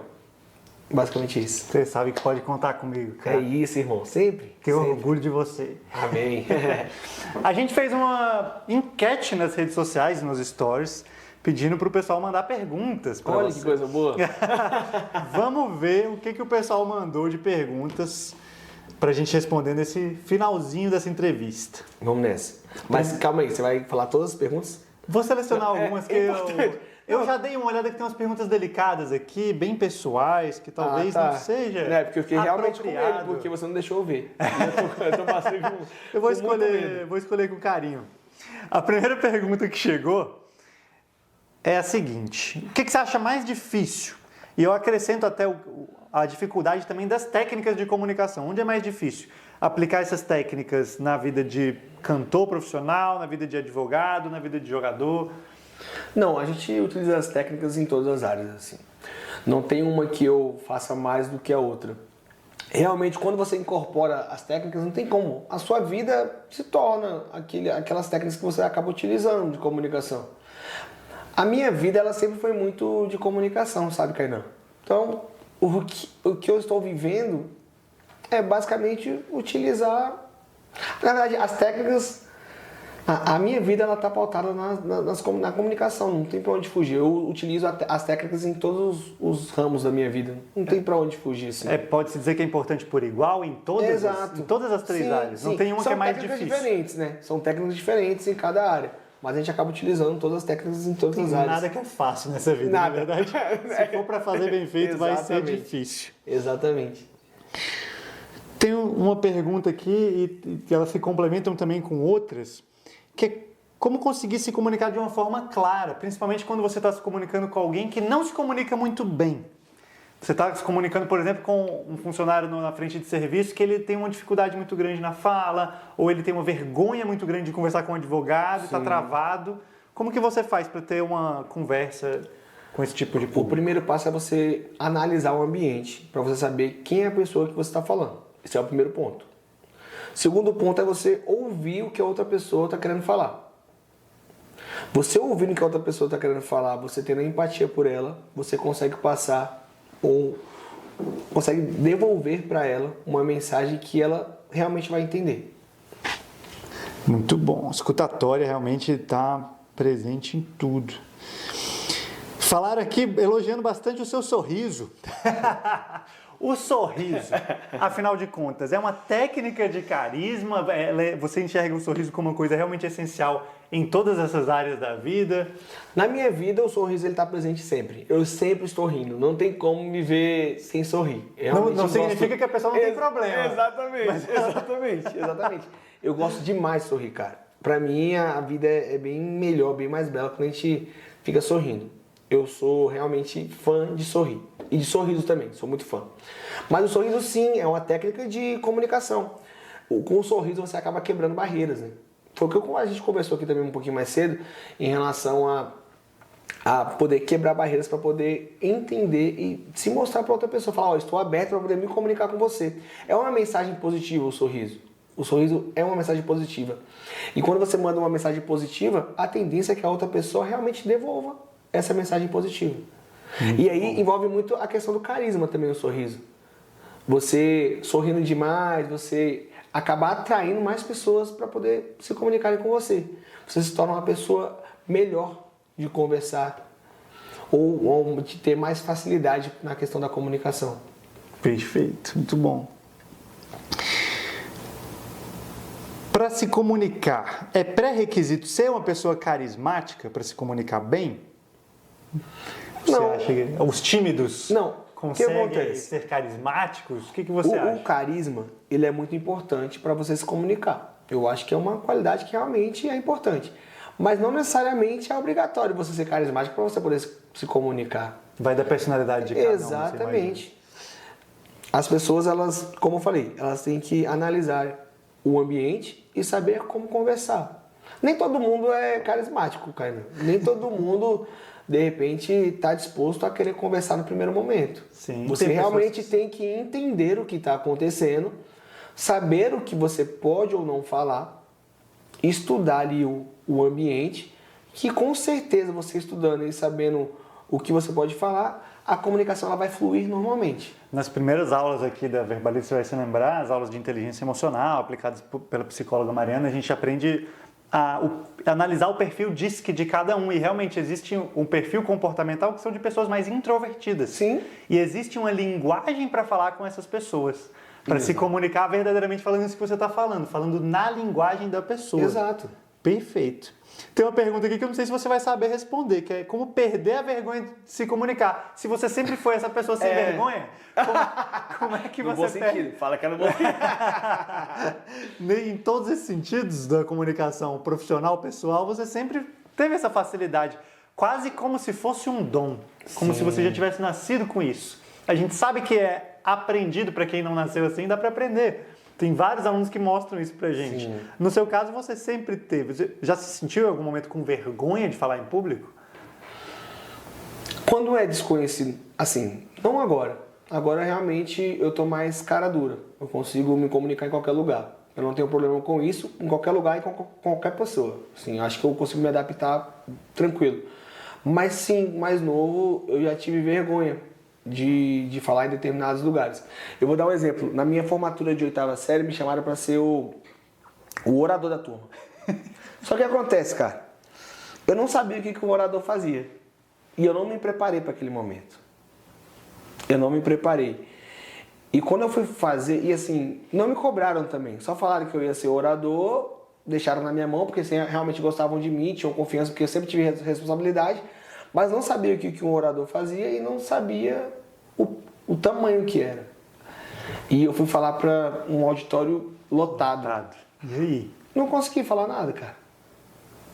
Não consegui falar nada, assim. Você travou no auditório, no palco? Eu até falei, mas falei nada com nada. Sabe quando você fala, ai, muito obrigado, esse ano foi maravilhoso, queria agradecer aos professores. Muito obrigado, galera, queria mandar um beijo aqui pra minha amiga não sei quem, meu amigo não sei quem. Sabe quando você... Eu falei, mas não era a mensagem que eu deveria ter falado, sacou? Falou, mas não se comunicou. Exato. Verdadeiramente. Isso, falei, mas não me comuniquei. E aí, gravaram essa formatura. Tem esse vídeo? Tem esse vídeo. Só que eu nunca mais vi. Eu esqueci. É uma daquelas memórias que a gente pega aqui e coloca na caixinha. Mas eu fiz uma análise crítica a respeito disso e eu realmente não me preparei. E quando você não se prepara para determinado momento, que é o vamos ver, a probabilidade de dar errado é muito grande. Pronto, pega uma música nova saiu, eu não estudei a música para poder cantar ao vivo e a banda vai tocar porque a gente programou de tocar ao vivo naquele dia. A tendência para eu esquecer a letra, para eu errar a letra, para eu errar tom, é muito grande, cara. É muito grande. É muito grande. Até porque, quando você está no palco, você está sendo julgado por um monte de gente, cara. Julgado nas suas atitudes, julgado pelo que você fala, pelos seus movimentos. Você está sendo julgado sempre. Mas, se você está preparado para isso, se você se preparou para isso, é tranquilo, dá para tirar de letra. Agora, se você não se preparou, meu amigo, a galera vai falar mesmo. E tem que falar, né? Porque você está ali, você é profissional, a galera está exigindo uma música de qualidade. Se você não está entregando essa música de qualidade, tem que ser exigido mesmo. São os consumidores que estão querendo um serviço prestado. É verdade. É verdade. Treino, então, Sara, viu? Treino, a dica do Juan foi muito boa. Como não gaguejar falando de assuntos importantes? Por exemplo, uma sustentação oral. Treino. Então, além do treino também. A gente tem uma técnica de realmente detalhar a sustentação oral. Então, assim, a introdução, que é uma frase de efeito, eu vou ter que pensar numa introdução bem feita. E aí eu vou começar a esboçar o texto do que eu vou falar. Então, eu começo falando a respeito de alguns pontos. Eu quero abordar sobre a área extra, quero abordar sobre o ônus da prova, quero abordar sobre os documentos constantes no processo, quero abordar sobre prova testemunhal. Beleza. E no final eu vou fazer um fechamento também com efeito. Essa é a estruturação ideal para você poder fazer uma sustentação oral, por exemplo. Fez o esboço, aí chegou a hora de treinar. Não tem para onde fugir, você tem que treinar. Tem que treinar. E aí você vai treinar olhando para o espelho. Olha, eu preciso melhorar aqui, eu posso dar uma pausa aqui. E normalmente, o que eu faço? Nas sustentações que eu consigo realmente ter tempo para me preparar, eu faço o texto do que eu vou falar. Então, oi, bom dia, não sei o que, é isso. Tudo que eu vou falar, eu acabo colocando no texto. Tudo. Bom dia, prezado desembargador presidente, prezado desembargador fulaninho de tal, ilustre membro do Ministério Público, todos os advogados presentes. Coloco tudo isso por escrito e vou tratando tema a tema. Depois que eu fiz o meu texto, aí eu começo a ler meu texto. Daqui a pouco, depois de 4 ou 5 leituras naquele texto, já está natural, já vai sair natural. Aí você só vai organizar o seu tema e o tempo que você tem que utilizar aquele tema. Morreu, cara. Mas precisa se preparar. E Com certeza, se você tem alguma coisa gravada na sua cabeça, se você tem alguma coisa que você repetiu várias vezes, você não vai gaguejar. Perfeito. Sensacional, cara. Não pode fugir. Muitíssimo obrigado pelo papo. Foi muito bom. Acho que esse, com certeza foi o podcast mais longo que a gente já gravou. E a vontade era de continuar aqui por mais tempo. Fala pro pessoal onde o pessoal te encontra. Claro, claro. Primeiramente, muito obrigado. Eu gosto demais de você. Eu estou muito feliz por estar aqui, por estar conversando sobre comunicação, por falar um pouquinho da minha vida.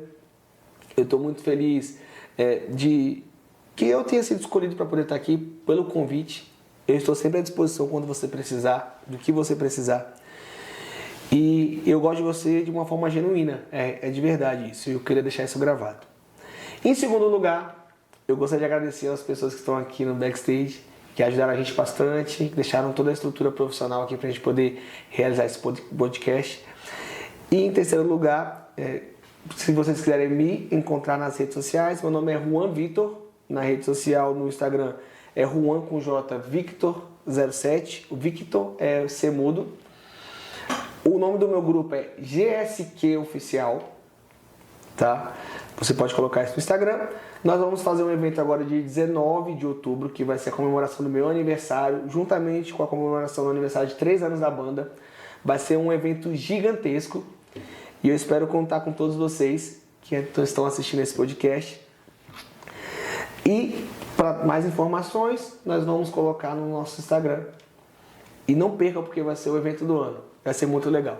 Excelente. Muito obrigado pelo convite. Eu vou pedir para o pessoal botar na descrição desse vídeo todos os arrobas da banda, Legal. o seu, e ele fica fácil de encontrar e não percam. Conheçam esse cara pessoalmente que vai valer a pena. Obrigado, Juan. Irmão, tamo junto. Até a próxima. Tamo Tchau, demais. tchau, pessoal. Valeu.